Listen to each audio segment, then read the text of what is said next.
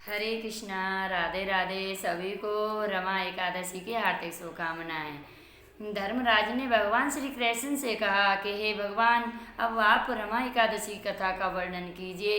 भगवान बोले, प्राचीन काल में एक नगर में मुकुंद नामक राजा राज्य करता था। उसकी प्रजा भी उसी को बहुत चाहती थी। वह यज्ञ, तप, उपवास, व्रत में बहुत श्रद्धा रखता था। विधि पूर्वक व्रत करके एकादशी को सारी प्रजा से व्रत करवाया करता था। उस दिन वह पशुओं को चारा नहीं खिलाता था। राजा के चंद्रप्रभा नामक एक कन्या थी, जिसका विवाह राजा चंद्रसेन से हुआ। सौवन के साथ हुआ था। सौवन एक दिन अपनी ससुराल में गया। उसके कुछ दिन बाद ही कार्तिक की रमा एकादशी का व्रत आने वाला था।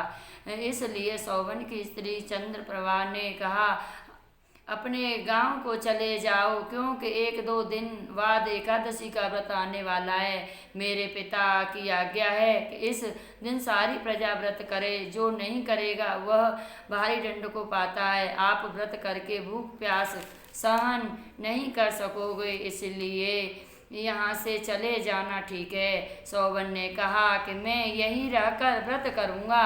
एकादशी के दिन सौवन ने व्रत किया और भूख प्यास न सह सकने के कारण वह मर गया। इस व्रत के प्रभाव से मरने पर सौवन मंद्राचल पर्वत का राजा बन गया। एक दिन ब्राह्मण घूमता हुआ मंद्राचल पर्वत पर पहुंचा।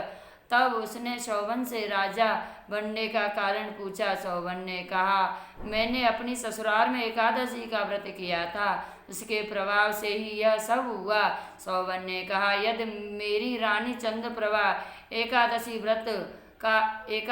का व्रत करके उसके पुण्य मेरे अर्पण कर दे तो वह मुझे प्राप्त हो जाएगा और हमारा राज स्थिर हो जाएगा। ब्राह्मण ने जाकर रानी को सब हाल किया।